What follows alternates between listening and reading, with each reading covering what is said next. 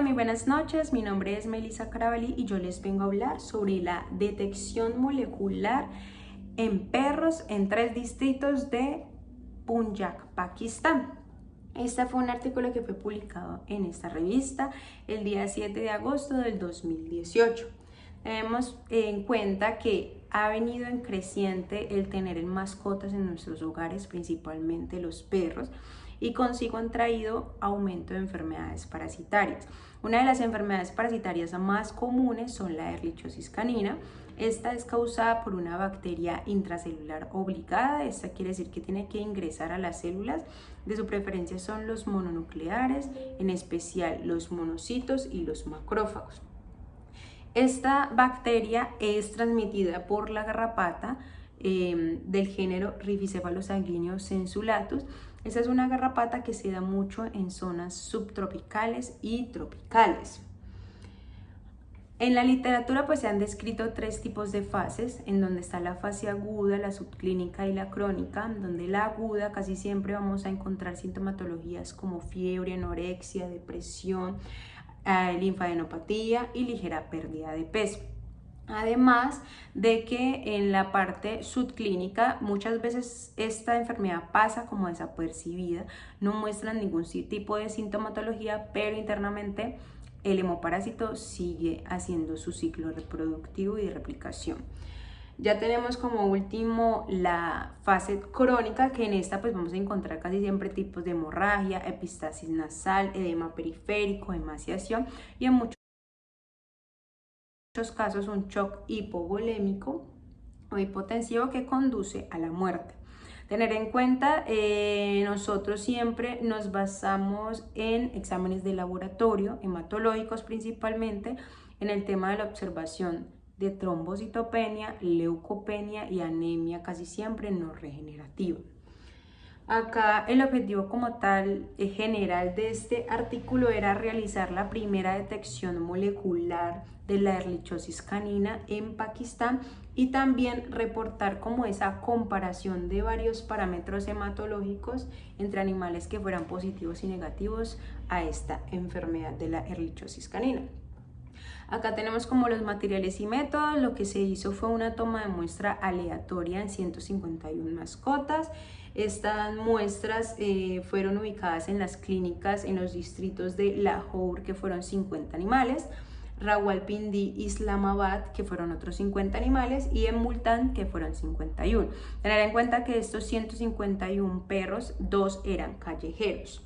Este estudio pues fue realizado entre junio y diciembre del 2014.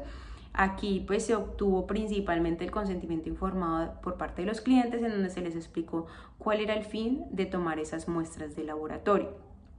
Los perros se tuvieron en cuenta tanto perros sanos como perros enfermos. Estos perros enfermos que presentaran fiebre, un parámetro tomado por un termómetro, que presentaran vómito, mucosas pálidas y también hematuria. Estas muestras se tomaron de la vena safena y lo que se hizo fue que de una vez se administraron como tal o se adicionaron en los tubos tapa lila, en los ECTA, y esto pues se hizo su respectiva refrigeración. Aparte del consentimiento informado, se llenó un cuestionario para tener como esa recolección de datos, en donde íbamos a manejar el tema de la edad, la raza, el sexo, la temperatura, cómo estaba el tema de la desparasitación, el tema de la vacunación, el estado de las mucosas de estas mascotas y si había o no había presencia de hematuria y también de garrapatas. Con el tema de las garrapatas, lo que se hizo es hacer una observación en general de estas mascotas, en donde si había presencia o no, si había presencia se retiraban por unas pinzas forceps y esto se llevaba a un recipiente con algodón y alcohol para luego ser analizadas por el laboratorio y así darle como una clasificación taxonómica de estas garrapatas. Seguida de esto, pues lo que se realizó fue como tal una extracción del ADN. Esto se hizo por un método inorgánico, casi siempre es un protocolo comercial, que es un poco más económico.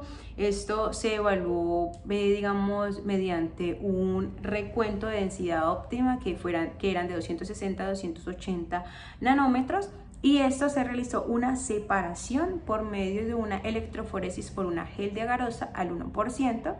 y se hizo su respectiva visualización por un transiluminador ultravioleta. Eso se hacía con el hecho de poder observar la pureza y la integridad de este ADN. Seguido de esto, pues se hizo como la amplificación por PCR. Esto se implementó el uso de cebadores oligonucleótidos, estos dos en especial para la amplificación del gen 16S-ARN ribosomal de la erlichiosis canina, en donde primero pues se hizo como una desnaturalización a un 94 grados centígrados durante 5 minutos, seguido de esto se hizo un recocido a 54 grados centígrados durante 1 minuto y de último se hizo una extensión a 72 grados centígrados durante 1 minuto. En total fueron 30 ciclos los que se realizó con este termociclador. Acá queríamos analizar, ellos querían analizar datos hematológicos y datos estadísticos. Entonces en la parte de hematología querían determinar varios parámetros como lo eran glóbulos rojos, glóbulos blancos, plaquetas, hemoglobina, volumen corpuscular medio y volumen de concentración de células.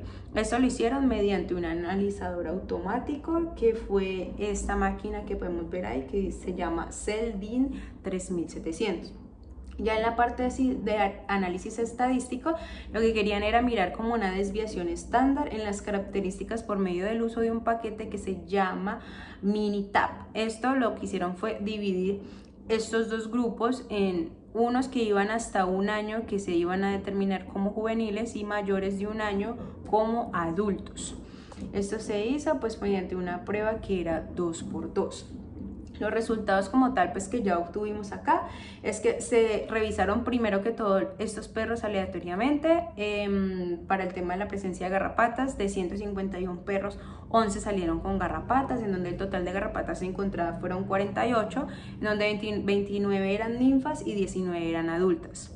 En el tema de la amplificación del ADN, de 151 perros salieron positivos 42, que fue el 28% para erlichiosis canina, ya que se pudo verificar o amplificar 400 pares de base. Esto pues mediante el uso de cebadores específicos del gen 16S-ARN ribosomal de erlichiosis canina.